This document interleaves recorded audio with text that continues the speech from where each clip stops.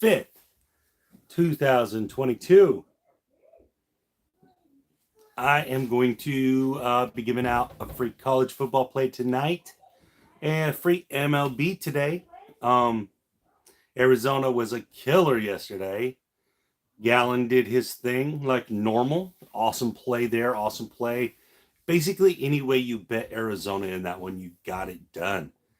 It was just easy money in the Arizona with Gallen. He kept his scoreless streak alive. The dude is just in monster mode. I mean, anytime he's on the mound, we're just going to have to get on board because he's just shutting everyone down. It doesn't matter who he's facing, he's just shutting them down. So just a nice play there. As far as the college football pick goes, my son was right again on the Florida State. That game was not as close as the score. That score got close late, but Florida State was in control of that game the whole time. Um, and even when they punted and they fumbled, and then Florida State the game got close kind of at the end like that, more based in that Florida State kind of let up almost. And also Florida State got robbed. That should have been a running clock. And they should have never got the final playoff. So a lot of stuff happened in that game. Some refereeing issues there at the end that should have been a running clock because essentially Florida State made the play, got the guy down in bounds, and that clock should have ran out before they could have even if they run it over because the clock was stopped for the first down, they wouldn't have been set and snapped before 1 second went off. It just wouldn't have happened. So overall, they kind of got robbed there. I mean, they still ended up getting it done with a blocked extra point. I mean, that is amazing. I'm so surprised that LSU didn't go for two there. I'm with the kicking issues they had all day, and they didn't go for two there. That actually kind of surprised me with the running quarterback. It just, to me, made more sense to go for two there. And obviously, LSU got their field goal, two field goals, well, an extra point and a field goal blocked in that game. Guys, Florida State is talented. I know they played a lesser LSU team than we've normally seen throughout the years, but them are still 5-star athletes out there on LSU. And that Florida State squad was dictating everything, offense and defense. The only thing they struggled a little bit with was when the play broke down, that quarterback was able to get out and run. But they can clean that up. I mean, as far as plastering receivers, as far as getting pressure on the quarterback, Florida State looked good. In fact, we'll see how Clemson looks tonight. If Clemson doesn't look great against Georgia Tech, I'm not so sure that we're not looking at a Florida State being the better team out of the group that can probably win the ACC. I still reserve my thoughts on this until we see Clemson because Clemson has been so dominant for the last couple of years. I just want to see them first. Now, I love the quarterback for Florida State, too. He was poised. He was hitting targets on third downs, making 8 and 9 yard passes on third down straight to the numbers. I mean, he missed a couple deep balls. That game could have been really out of control. Florida State could have really ran that score up. They just missed a few deep balls, which will come with reps. As far as the LSU side, I was not impressed. I didn't think kind of in my breakdowns of the game, I thought the quarterback would be an issue, and he was. His decision making and his throwing ability was very poor. Now, he can run. There's no doubt he's got some wiggle to him and he can move. But they're not designed that way, really. They're designed to throw the football with those stud receivers, and they weren't even getting the ball to him. They were missing bad. They need some practice. But one of the things is Florida State kind of had a practice game before that game, so that was also a benefit Florida State there. Again, guys, them pregame, like when you have a team that played last week 0 and a team that didn't, that's what happens. You saw that Florida State was more polished, especially early on. They were far more polished, and when you get a warm-up game, that's what happens. That's why those warm-up games are important for the big teams. Um, but no, it was interesting, very interesting to see Florida State really be dominant in the game because they really were. I know the score was close at the end, but the game itself wasn't. And I feel like if you to a man, if you ask them, they would be like, "Yeah, Florida State kicked our butts." But overall, Florida State was getting the points there. They were getting the points, which was surprising to me with the established quarterback. And that's why we got on their side. I did think it would be close. I actually had a bet on the overtime at 10-1, and it almost landed. It almost got to overtime. I had a bet on that. Like, I was so surprised. I was like, wow, this might hit. It was just a little piece of a unit I had on it, but I was like, these teams are tracking really close. So that would have been really interesting to win that bet. But I barely missed it, obviously. But it really, in my opinion, that game shouldn't even been close. The fumble on the 3-yard line or whatever. Florida State punches that in. It's not even a chance for LSU. So, but anyways, craziness happened. It was fun game to watch. If you were on the live betting on the Discord with me, congratulations. We really got some wins in. That Florida State game, we hit everything down the row. We got on the money line when the money line jumped up when LSU kicked a field goal early. And we got on that money line. Some of us got like plus 178 on it. I hit it at 140 and 175. It was somewhere in there. And then I also had the 3.5 early, and it went up to 6.5 on the spread, and I took that too. And then I got an under in at 48.5. Some of the guys got it at 47.5, which barely cashed, but it got there. Just there was a lot of plays in that game. That if you were live on the Discord with me, you got in on them, and you were there to cash in on those. And guys, that's the value of being on the Discord. That's the value of purchasing my package. Outside of getting the information pregame, during the games, guys, I'm looking for angles. I'm looking for spots to bet, and I'm giving them out live on there. That way they're real time. That way you can get in there and get your money in and get your money in good. Because if it has to go through emails and stuff, we're going to miss those spots. That's why I have that Discord platform put up. Hopefully anyone that was on there really made some money last night. Should have bumped up some units. I ended up just kept piling on Florida State because it was clear to me who was going to win the game. But anyways, let's get into it.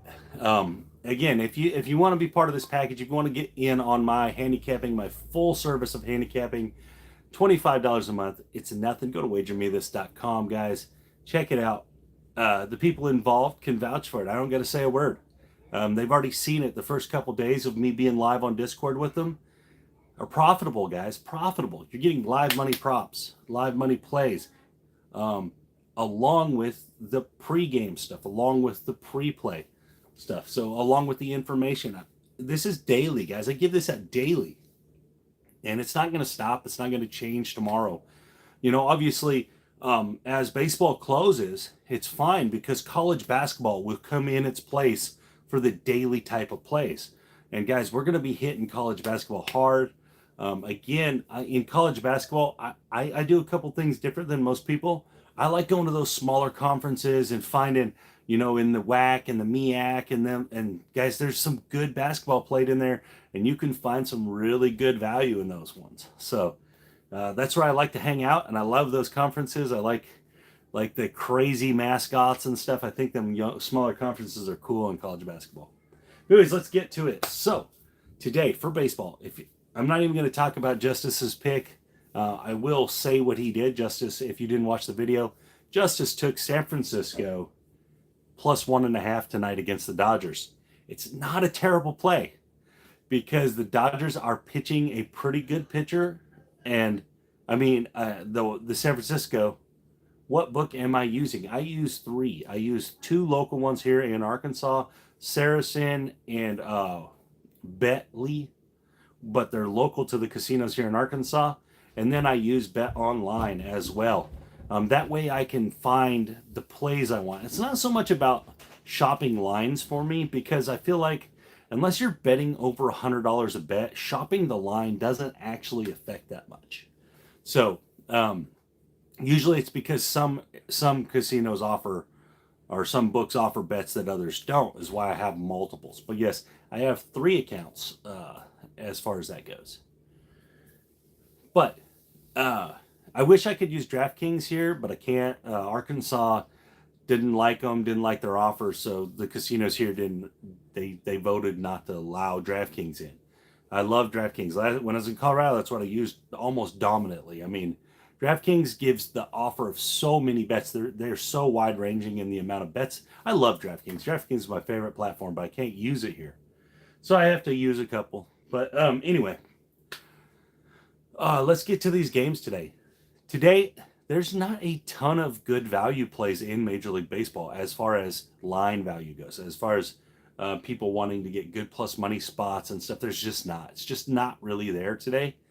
You could take a flyer on a couple teams like Tampa Bay, or, because they're even money at home, but they're facing Michael Wacha. I mean, there's a few spots that you could get some maybe like even money spots, but I'm not. I'm just going to go with chalky play today. Guys, I'm just going to go with what I know. And what I know is that in Coors Field, there's a lot of runs that get scored. A lot. And Milwaukee and Colorado have played 4 times this year. And 3 out of them 4 games were over 11 runs. 11 runs or more. And those games were in Milwaukee. So at Coors Field, this should go up. This should be even better. I fully expect both teams to score 5 runs in this game, which means that one of them has to score a 6th. And the total is 11. And we've been on a lot of these Colorado totals throughout the course of the season. When they're in Coors Field, there's a lot of runs there, guys, no matter who they're playing. And I do think that Milwaukee got shut down yesterday by Gallen. They're going to really like going to Coors Field where they can hit the ball. But there's some more angles to this, guys. The Rockies bullpen gives up 5 runs a game. The ERA, I said not a game, but the ERA is over 5. Milwaukee's bullpen's ERA is almost 4. Right, guys?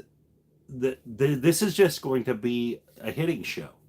Now they may have to deal with starting pitching for a couple innings, but Coors Field, guys, it just generates runs. It gets in the pitchers' heads. It gets in the hitters' heads. The hitters tend to do better there, and the pitchers tend to do worse. And it does have something to do with the thin air, because pitches don't move as well there. So if you're a pitcher that relies on movement on your pitches, it doesn't move as well because there's not enough air for the ball to grab to move. And that's what causes balls to get hung and a lot of home runs. And Colorado's a pretty solid hitting team. That's what they do well. It's just a good spot to be on this over. I know it's 11, but in Coors Field, that's more like an 8 anywhere else, right? If you're at any other ballpark, it's like an 8. At Coors Field, it's 11. So I like this one to get there, get over that total, over 11. Milwaukee and Colorado over 11. Next one, I'm just going to jump right to the college football game tonight. Clemson versus Georgia Tech. This line started actually really low. It started at like 18.5. And if you got in at 18.5 with Clemson, you got a good bet probably. It's up to 23.5 now. I'm not interested. It's too high for me. I don't know about, I'm going to ruin this guy's name, Ugalele or whatever. He was so inconsistent last season. He did get better toward the end of the year, but he was pretty inconsistent. But does that even matter? Probably not. Clemson's just the overall group of Clemson is far superior to what Georgia Tech brings to the table. This isn't a neutral site. It's in Atlanta, which is where Georgia Tech is, but there will be more Clemson fans there than Georgia Tech fans. Personally, I think the defense for Clemson is just so high-powered. It's going to be so good. The D-line is just going to be monstrous. And even though the Georgia Tech quarterback has been there, I think this is his 4th year there now, it's his weapons on the outside don't scare anybody. I think Clemson will be able to man up on them. I don't think I don't think they'll offer much resistance as far as is Georgia Tech going to be able to put pressure on them offensively? I don't really think so. I think the Clemson D line will be in the backfield a lot, and I think that it's going to cause this quarterback to make some bad throws. And since Georgia Tech's going to be behind most of the game, I think they're going to throw the ball a lot. And I like this interception prop, guys. You're betting, and let me get his name. I have his name here. I always forget this dude's name. His name's Jeff Sims to throw an interception tonight. Over 0.5 interceptions. It's not a great money line. It's minus 160. Vegas thinks he's going to throw one too. But guys, he's probably going to throw the ball 40 times. You got to just Clemson's got to catch one of them. I mean, there's all kinds of things that could be a Hail Mary that's an easy interception, tip balls, and Clemson's D line is going to be in the backfield basically all night. He's going to make some errant throws, and then Clemson is going to be good on the back end. They're going to be able to catch the football. So I think there's at least one pick here, maybe two. But I definitely like just over 0.5 interceptions. I think it's a very easy win as far as when you're looking at the matchup, when you're looking at how the game will probably unfold with Georgia Tech being behind by probably multiple scores for the huge majority of the game. So that's just it's the way I'm going to look at this game. The line is too high. The over and under is at 51, and I don't like that either because I'm worried that it may only be Clemson scoring. It could be 45-3. Something like that could happen. So I don't really like that total either. But I do like that this Jeff Sims will throw a pick. I just think that he's going to have a lot of opportunities because I think he's going to throw the ball about 40 times or more. And I think that the defense for Clemson is going to get a few of them. I mean, like I said, the D line will be putting pressure on from snap 1 to snap 70. And them Clemson guys are going to be sitting back there waiting to catch a fly ball. I mean, it's going to be like that. There's going to be some deep shots that are just kind of hanging up there. It's going to be one of those games where Georgia Tech has to press too hard, and this creates turnovers. I know you guys that watch football see this a lot. Teams that are behind are pressing, and they usually throw it to the other team a lot. So I like the interception prop. Jeff Sims over one interception, or 0.5 interceptions is how it'll read. I got it at minus 160, which isn't great. But I did put 2 units on it. So I did put a second unit on it. That's how comfortable I am in it. And as the game unfolds, I may have some live bets. So get on the Discord tonight. We'll see what happens. I'll be on there live on the Discord watching the game. We'll see if we can't find an angle. Maybe we see some early scores and we can jump in on an over or an under or something. Maybe something like that. But I don't know how much we're going to see in this one because I do think it's going to be very lopsided. So, with that said, my 2 picks for today is Colorado-Milwaukee over 11 in Major League Baseball. We're going to take Jeff Sims in the college football game tonight, Clemson versus Georgia Tech. Georgia Tech quarterback Jeff Sims over 0.5 interceptions for the game. And then let's get to some NFL futures, all right? I'm going to give out a few here. Obviously not what I've given out to my purchasers. They got a lot of stuff already. I just sent it out today. Pretty good workup. My reasoning why I put on there as well. So you got, something to refer to, something to be looking at. But so what we're going to do today is I'm going to give out a couple of these futures here. Win total futures, guys. Win total futures in the NFL. So, I'm going to give out the Carolina Panthers over 6.5 wins. This right here is completely dependent on Christian McCaffrey, in my opinion. If Christian McCaffrey can stay healthy for 3/4 of the games, Carolina Panthers win 7 games. All right? The one good thing they have going for them is they did upgrade at quarterback. Whether you like Baker Mayfield or not, Baker Mayfield is better than Sam Darnold. There's no doubt in my mind about that. So They upgraded at quarterback. So now the key for Carolina, which was a solid team until injuries last year, the key is just keeping McCaffrey on the field, right? Has that been able to happen? No, not really, but we'll see. With the addition of Baker Mayfield, even if McCaffrey goes out, I still think this will get close to hitting. And it'll probably still hit. But if McCaffrey plays 3/4 of the games this year, this hits. Right? It's over 6.5. That's a low total with 17 games. That is way less than half of the wins. This is a very low total. Also, I think that Carolina starts out 2-0. They got Cleveland at home, which is the Baker Mayfield Browns Bowl. All right. It's not Deshaun Watson coming down there. It's Jacoby Brissett. I think that they win this first game. I think that Carolina gets the win, and then they get to go up to the Giants, and this will be before the Giants got everything figured out, and I think Carolina is the better team going into New York, and they're going to get that win as well.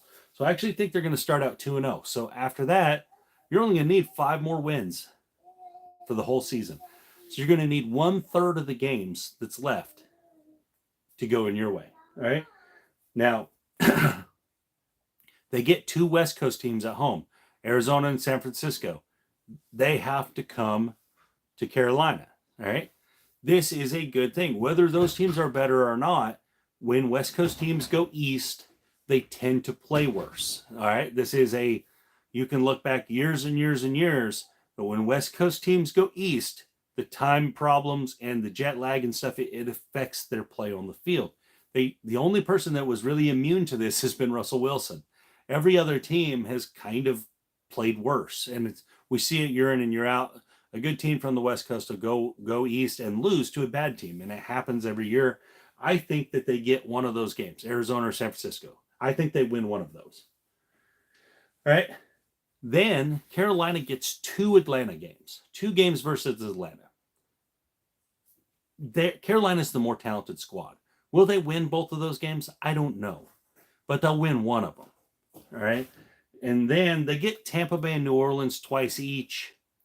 I think out of those 4 games, they'll probably only win one, but that's still another win. All right. And then they get games against Seattle and Detroit, which they should win both of those games. But even if they only win one, you're starting to really get close here. And I just don't think that I just don't think that they're going to be bad enough to lose 11 times. That's the thing, is they have to be. That's what you're looking at here. Is Carolina going to lose 11 games with the talent they have? 11 losses. That just seems unlikely to me. Even if McCaffrey misses a few games, which is likely because he normally does, it's unlikely that they lose 11 times. And so that's where I'm at on this one. I think this total should be 9, 8.5. I think that's kind of where they sit. I think they're going to win 8 games at least. So I just think that the scheduling, the games they're getting, the 2 Atlanta games, the Giants, Cleveland, Seattle, and Detroit. If they win, that's 6 wins right there. If they can get both Atlanta games, and I think they win the other ones. Detroit could be tricky later in the year, but also Detroit could be the other way. Detroit could have fallen off. I mean, I do think Detroit will be better, but it's not like it's a lopsided matchup. And like I said, I think they get one of the Arizona-San Francisco game, one of them, because that's a West Coast to East Coast game. I think they get one of those. So if they get one from New Orleans or one from Tampa Bay, I mean, that's putting you right there without a lot of hopeful stuff, right? Carolina should be favored in most of these games that we're saying they're going to win. So this total is just too low. It's just too low with a 17-game season. I just don't think they're going to lose 11 times. And with the upgraded quarterback, McCaffrey's back healthy. It just fits a a scenario where they win at least 8 games, in my opinion. All right, so Carolina Panthers over 6.5 wins for the season.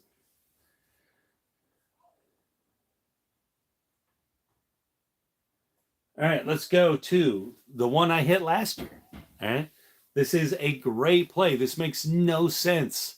This makes 0 sense. The Pittsburgh Steelers win total is 7.5. This makes 0 sense. All right, Pittsburgh Steelers made the playoffs last year.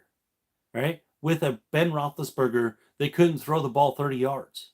All right, so no matter which quarterback they play, it doesn't matter which one it is.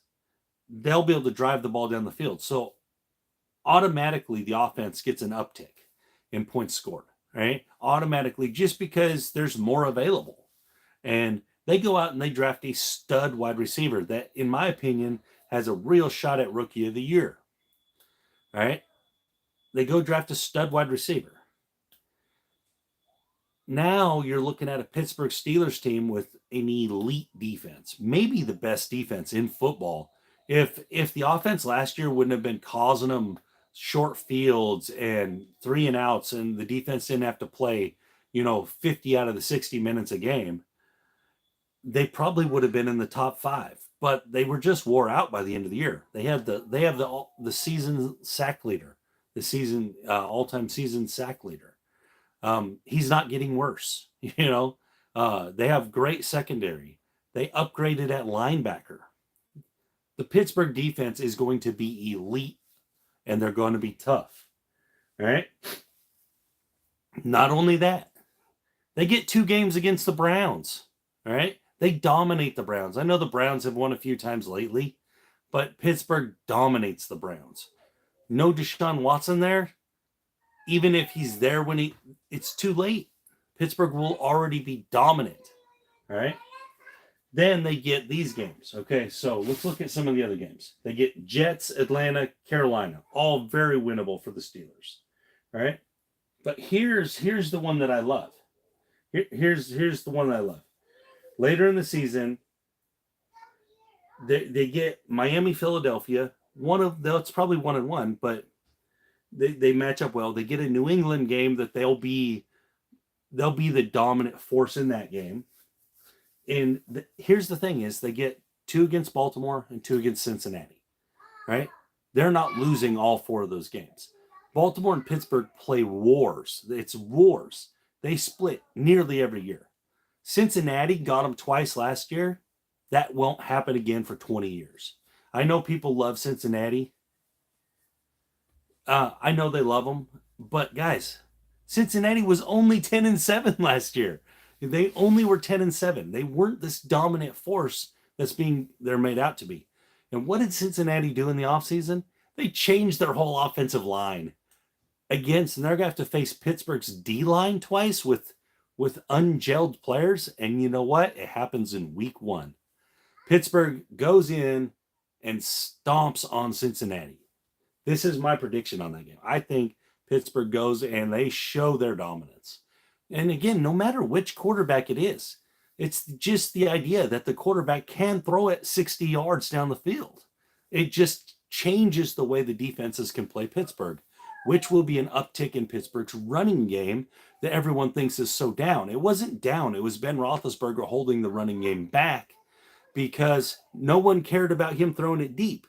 They knew he couldn't do it. So they just loaded up and they stopped the run. And Pittsburgh still ran for almost 100 yards a game. Guys, Pittsburgh Steelers are a very, very tricky sleeper. All right. So let's talk about the biggest elephant in the room on this. All right. Remember, this is only over 7.5 wins. That's it. It's only over 7.5. Mike Tomlin has never, let me say this again, never had a losing season in Pittsburgh. For him to have a losing season, he would have to go 8-9. Even if he went 8-9, it would still cover this win total. But he's never had a losing season. Not one time. Even when Mason Rudolph played the whole season, basically, they still didn't have a losing season. Last year, Ben Roethlisberger was broken. It still wasn't a losing season. They still won more than 7.5 games.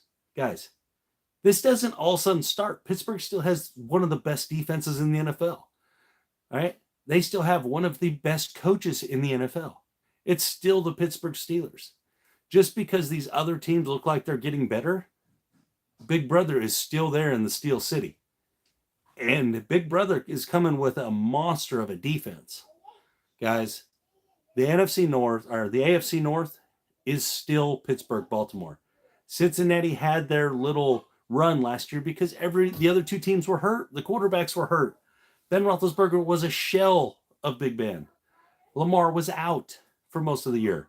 If you go look at when Lamar goes out last year. Loss down the board. When he's in, I think before Lamar went out, they were 6-2 or 7-2. Lamar goes out, they lose all the rest of the games. Guys, make no mistake, Cincinnati has not ascended. What happened is there was no resistance last year, and they still only got to 10 wins. That resistance is back this year. Look at the Baltimore Ravens. Look at the Pittsburgh Steelers at the top of that division. When it's all said and done, you can't change your whole offensive line if you're the Cincinnati Bengals and expect to do better than 50 sacks again. It's going to be ugly early for them. I know a lot of people love the Bengals, love Joe Burrow, love all that. Look deeper. Look past the surface. It wasn't as impressive as people think. So, with that said, Pittsburgh Steelers over 7.5. Guys, they can sleep through 7.5 wins. They can sleep to 8 wins. They did it with no quarterback last season. Still got there. I mean, it's just, this is an insanely low total. This is a total based upon the thought that Cincinnati is so much better. This is what this total is based on. And the thought that changing the quarterback is going to make Pittsburgh worse. It can't. There's no way. There's no way this makes Pittsburgh worse, no matter which quarterback they choose. Either guy is going to be fine to me. Honestly, if it was me, I'm going with Trubisky because I don't want Pickett thrown to the Wolves. I want him to come in at Thanksgiving or something.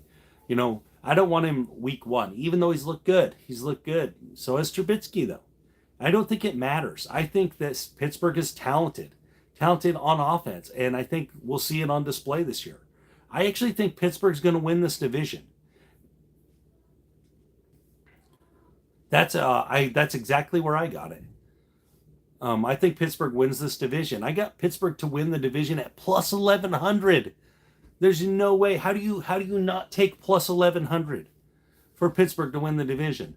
When last year they were second in the division, they made the playoff. I mean, it just doesn't make sense.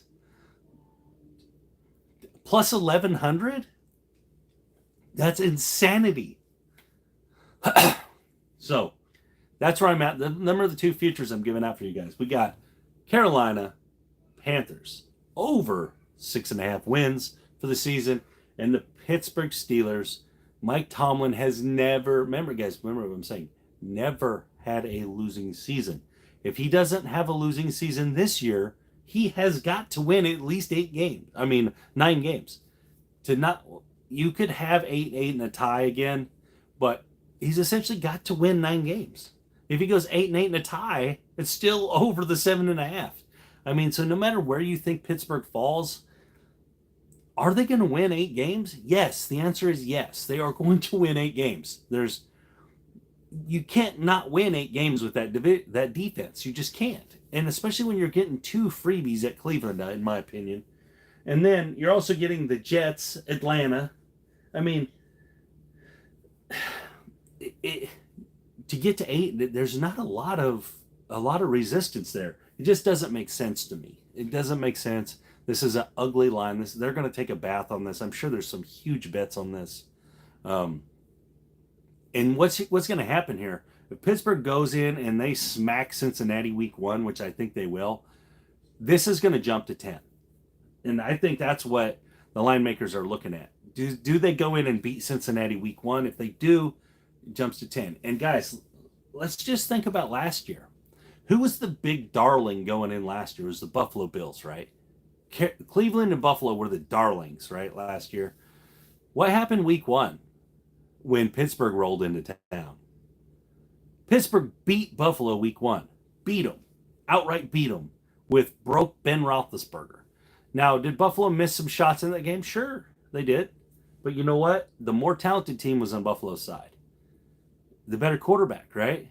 The better pieces. They still lost. Why? Because Pittsburgh brings defense. Pittsburgh brings elite defense, and they know how to win football games. Mike Tomlin's been doing it for years. Mike Tomlin wins football games. It's what they do. It's already established. It's been set. They did it last year to Buffalo. Pittsburgh's not afraid of Cincinnati. They've been stomping on Cincinnati for years. They're going to go in. Tomlin's going to have a game plan for this. He's going to bracket cover.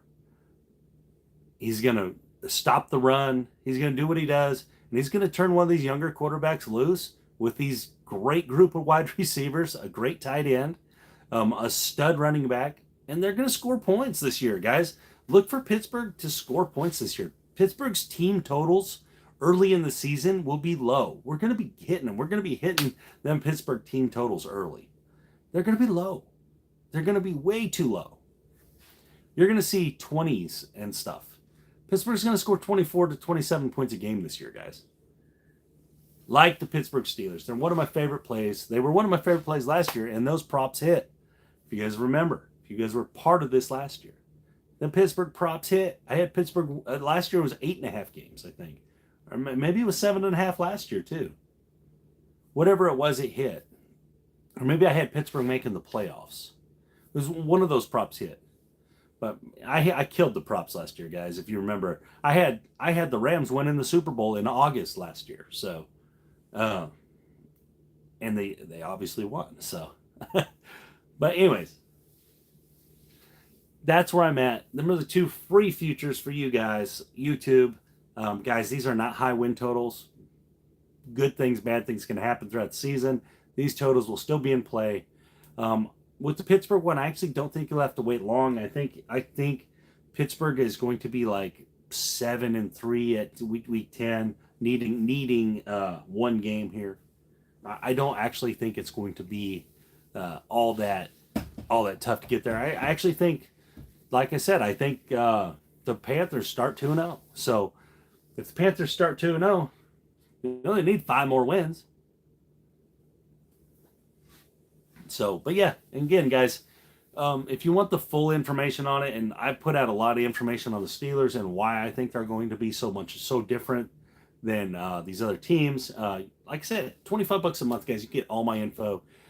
I'm about to start pouring NFL info on these guys that are involved, so I'm sure I'm going to get a lot of questions because I got a lot more stuff coming out. I just gave them a big workup today.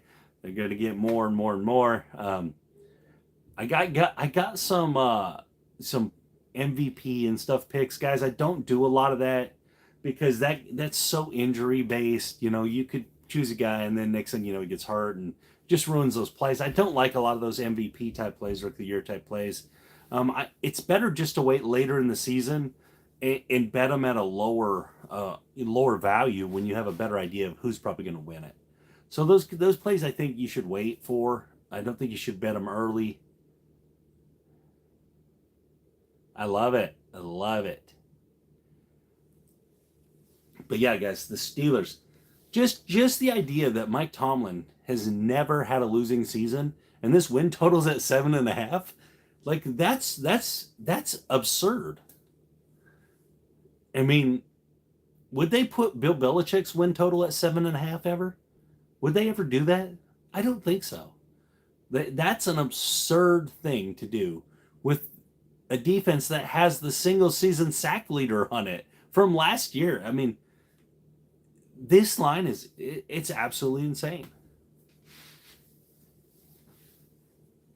So that's where I'm at on it. I love it. Love the Pittsburgh side this season, guys. Pittsburgh's always an easy play to choose for me because they win games. That's what they do. You know, they may win all these games by 3 points. I don't care. I don't care if they win by 1. Just win. That's all that matters. You know, all you're looking at is for a win. That's one of the good things about betting futures and stuff is you don't have to win by a spread. So, but you have to usually wait until later in the season to collect on these. So it is an investment. But guys, so far, just so you guys know, on the Steelers, between the Steelers winning the division, the Steelers going to the playoffs, and the Steelers winning over these, I have 13 units. 13 units involved in the Pittsburgh Steelers as of this point right now. And there is a good chance if that division winning total goes up again, if it goes past 1,100 to 1,300 or something, I'm going to hit it again. I may lose that one. That'll be fine because I'm not going to lose them other ones. Personally, I think Cincinnati is way overhyped. I think if you look at what they actually accomplished last season, a lot of the accomplishment was based on their division being down by the quarterback situations. Remember, Baker Mayfield was in and out of the lineup in a mess. Lamar was out for a bunch of the year. Now, I know Lamar did play against them one time, I think, or whatever, and then you had Ben Roethlisberger in Pittsburgh. It just wasn't. Cincinnati took advantage of their division being down. And this is the one thing I always point out to people is they only won 10 games. They weren't the Chiefs or the Titans or the Bills. They only won 10 games. They lost to Chicago last year, guys. They just weren't as good as people want to think they were. Now, did Ja'Marr Chase have a great season? Yeah. Did Mixon have a great season? Yeah. But if you go and you break it down a little further and you look, Ja'Marr Chase had a good game against Kansas City. And Ja'Marr Chase had a couple other just like stellar single performances. But week in and week out, he was up and down, right? It wasn't perfect. Mixon was pretty solid all year. But just, it wasn't as pretty as people think. Yeah, and another thing, guys, is they have the Super Bowl curse going against them. I know most of you will know what this is. But teams that... Yeah, Kansas City did that for him. Teams that lose the Super Bowl, the next year, there is a history of them not making the playoffs. And the reason being, and now Kansas City avoided it, but the reason being is they make a wholesale change somewhere. And Cincinnati did that. Cincinnati changed their whole offensive line. So, and I can go back and I'll mention a few that you would think, okay, we'll go back to Carolina and Denver Super Bowl. They were 15-1 that year. Denver blasts them in the Super Bowl. They make some wholesale changes for Cam Newton, right? They changed some receivers out and stuff. I think he even got a new tight end. Missed the playoffs. All right. Let's go to one a little more recent. San Francisco loses to the Chiefs. They make some wholesale changes on the defensive side. They get rid of some D linemen and different things. One of them's in Indianapolis now. What's his name? I can't think of his name right now. But so they missed the playoffs the next season. Now there was some injury issues there too, but they were a worse team. All right. The Rams lose to New England. The next year they weren't very good. They couldn't figure it out. And this happens because wholesale changes happen on a good football team. They think, oh, we only lost because of this. Cincinnati's pointing at their O-line that gave up 51 sacks or whatever. Well, some of that was Joe Burrow holding the ball for Ja'Marr Chase to get down the field. All right. Now they made this big wholesale change, so now they're going to have to gel. And it's going to take 4 weeks at least of playing football before these guys gel. There's going to be some dip in Cincinnati's game early. And we have some evidence of this from last season. If you remember, the O-line for the Chiefs was remade, just completely remade. And early in the season, even though the Chiefs were winning games, Mahomes was getting sacked a lot, and he was running for his life a lot. Later in the season, they got it figured out, and it was way better for him. And guys, so that Super Bowl curse thing that people talk about, there is a factual basis to it, based in that the teams make big changes from a team that was already good instead of just staying with what they got and moving forward. And so that's kind of the way that goes and why that happens. Now, sometimes it's injuries too, but it's also why teams like Minnesota that lost 8 games last year by 1 score, this year the ball bounces the other way for them and they win a bunch of those games. They didn't make a bunch of changes. They did change their head coach, but they needed to. But now they won't have all those balls bounce away from them, right? They won't have all the bad things happen this year. It'll probably flip over. And the other way, some teams that had all the good things go for them, let me think of kind of like the Green Bay Packers, right? The Green Bay Packers won a bunch of games last year, close games, because kind of everything went their way. Well, maybe that doesn't all happen this year with less talent and stuff. And so there's definitely year-to-year consistencies in the NFL where you see this progress of teams or this regression of teams. If you guys remember, the Chiefs just went through this where they were pretty good and then they couldn't get past a certain spot in the playoffs, and then they got past it, and then they were winning Super Bowls. The Buffalo just got on that progression, right? Buffalo got a quarterback, developed him, got to the playoffs, lost. Got a little further in the playoffs, lost. Now they're looked at as the best team and the front runner for the Super Bowl. And this progression, see, Cincinnati didn't go on that progression. Cincinnati went from last to first in their division, now into the Super Bowl. Guys, that's a weird spike. That's an anomaly. That's not the true progression that normal teams go through. And that's another reason why I think Cincinnati will have a big dip. I don't think Cincinnati got that much better. I actually think they just got lucky. And they just got lucky, in my opinion. They give up 9 sacks in Tennessee game. If Tannehill doesn't throw 3 interceptions, they don't win that game.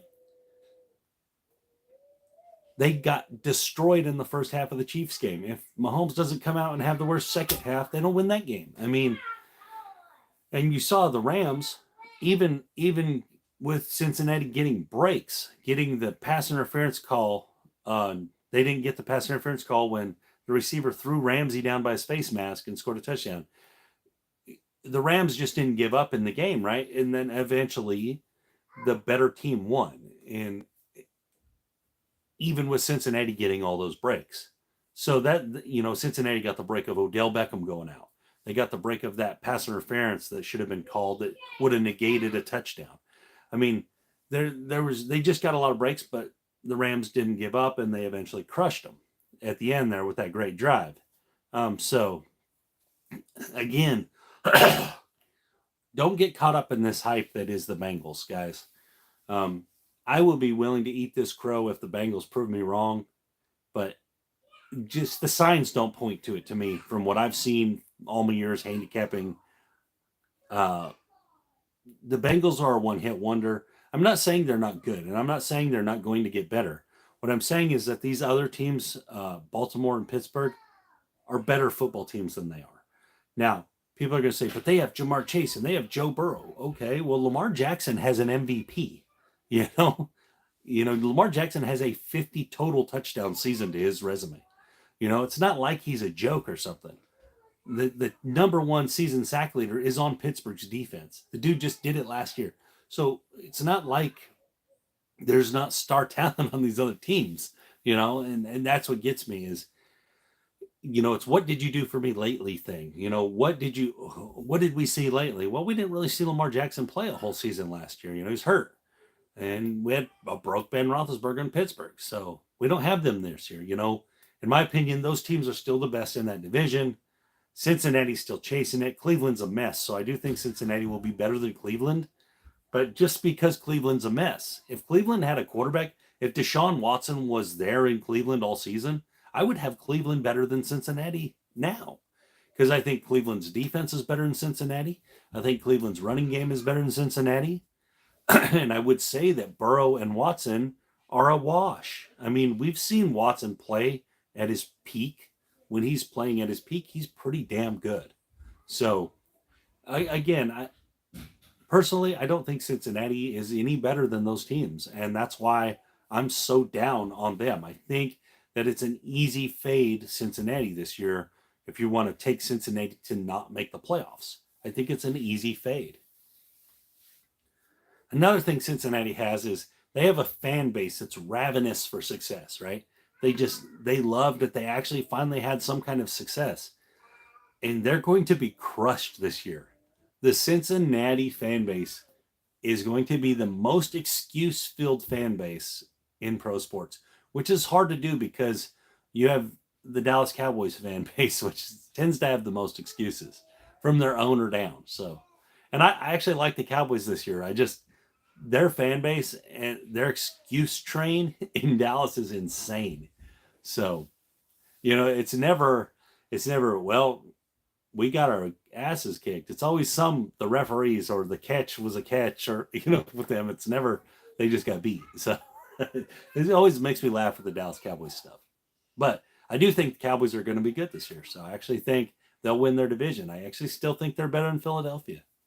I don't think Philadelphia is has made the ascension that people are saying. The addition of AJ Brown is nice, but AJ Brown's kind of a head case. I still think Philadelphia will be a dominant running team. I don't think Jalen Hurts will have made enough progress to be a 30 drop back a game passing team. I also still think that Dallas's defense is going to be really good with Micah Parsons in his second season. I mean, I just they didn't change coordinators. They didn't really change any pieces, really. They did lose some guys, but they gained some guys too. I mean, I don't think that Dallas is going to be very much different than last season. In fact, I think they'll probably be a little better. So I just think that having less emphasis on the passing game in Dallas is going to be helpful. We know they have a defense that can take the ball away. Dan Quinn, he's a defensive guru. It's what he does. That's why Dallas went from a terrible defense to a damn good one last year. I know they had some crazy games, but the huge majority of the time they were pretty good. So, um, I don't know. I like Dallas. I think Dallas is still superior to Philly. And that could prove me wrong there, but I don't think Philly has made as many moves forward as other people. Now, the one thing going bad in Dallas is their O line is starting to get beat up, and that could be tricky because O line is very important in the NFL. But I still think the overall combination is more talented than Philly's overall combination. I don't put a lot of faith into the Philadelphia receivers. Uh, I know who AJ Brown is, and I think the Smith kid is going to be good, but we're not sure really yet. And it's still Jalen Hurts throwing him the football. It's not one of your elite passers. I don't know. I just think Cowboys are still the better team, and I think it'll show throughout the season. And I actually think the Giants will make some steps forward this year. You got Brian Dable coming from Buffalo, where he essentially honed what was Josh Allen coming in into what Josh Allen is now. I think Daniel Jones is a very similar player to Josh Allen as far as skill set goes. And I think he just needs a Brian Dable molding. And I actually think by the end of the season, the Giants will be formidable. Early on, there's going to be some growing pains. But as the season progresses, I think the Giants are going to be one of those teams that covers a lot of spreads and hurts some people's feelings by getting some wins late. I do think they're a pretty talented football team. They're just, if you remember, when Josh Allen was getting better, it was one game great, one game bad, one game great, one game bad. And I think that's what we're going to see a lot of at first here with Daniel Jones. But as the season progresses, Dable will keep molding him. And I think we're going to see a pretty good Daniel Jones by the end of the year. Very similar to Josh Allen. Is he exactly Josh Allen? No, I don't think he's quite as athletic, not quite as big of an arm, but he's very similar, very similar. So I like Daboll being there, and I think that's what Daboll knew too. He's looking at this Daniel Jones and he's going, "Man, I can do this again," and I think that's why he took that job. So I actually think the Giants late are going to be good. Early they're going to be tricky, but late I think they cover a bunch of spreads, especially because they're probably going to be getting a lot of points, and I think they hang around in games, and you know he makes a drive and covers the backdoors of spread here and there. I like the Giants late in the season as far as I can tell so far. But anyways, that's what I got for you guys today. Just to recap, we'll go through the whole recap one more time. We got Milwaukee, Colorado over 11 runs today in Major League Baseball. We got in college football tonight, Georgia Tech quarterback Jeff Sims over 0.5 interceptions. I like Clemson to cause him a lot of problems. All right. In professional football, NFL football, futures win totals, we got the Carolina Panthers over 6.5 wins for the season. And in the second win total, we got the Pittsburgh Steelers over 7.5 wins for the season. All right, guys, thank you for your time. If you are interested in the rest of my information, go check out wagermethis.com. Make a $25 purchase, $25 a month. You get access to my Discord. My Discord will give you live in-game plays. I'm watching the games just like you are. I'm finding angles. We're making bets. If you don't believe in it, ask some of the guys that are involved. All right? What you're getting for the Discord alone, guys. Okay, I'll talk about craps in just a second. The Discord alone is worth the $25 a month, probably. Just the amount of live information you're getting during the games that I'm giving out. So yesterday, if the guys were even making $10 bets, they way paid for their month yesterday. Just one day. So one game. So as far as craps goes, Wednesday, I am going to get my new craps table. The outer ring of it. And I'm going to bring it back up to the Tomahawk Chop, my axe throwing buddies. I'm going to build a base for it. I'm going to build a bottom for it real quick. Put my felt and everything up in there. And I am going to be starting to do craps videos down there. And I will be putting them out every week again. Wednesday, though, Mr. Big Kahuna himself, my buddy Larry Holloway, has got me this outer ring. Thank you again. Appreciate that. Wednesday, I'm going to go down and get it. We're going to start getting it together. So the craps videos should be roughly a week to 2 weeks away, and I will be firing them up again. I got some cool new stuff. I'm going to be doing some live training and stuff with people, or maybe videoed. It just depends, but there will be other people there. You guys get to see me actually teach craps in person with some other people, not me just throwing the dice all day, and gonna miss the kids interrupting you. They'll still probably be down there because I'm gonna still have to have them, sometimes. So they'll still probably be around, even though that place is pretty cool. There's a lot of stuff for kids to do. They probably won't mess with me very much, but my son loves throwing axes, and my other one, there's all kinds of stuff to do there. So, but yeah, that's where we're gonna be at on that. So that's coming. Like I said, I got to go get it Wednesday. Wednesday's the day. I got to build a base for it. Got to put a bottom in it. Got to put my felt in it, which takes, it'll take a day. I'll get all that put together. What is up, Mr. Nomad? And that's it. That's where we'll be at. And then them videos will be coming. I'm going to be doing them every week. Hopefully getting some people in my area, some craps comfort, because a lot of people don't play craps because they're not comfortable with it. It's intimidating. So I'm going to try to, give out some free lessons and stuff in my area and get some craps players in my area that have a place to go learn the game before they go spend money on it, So that's kind of my goal there.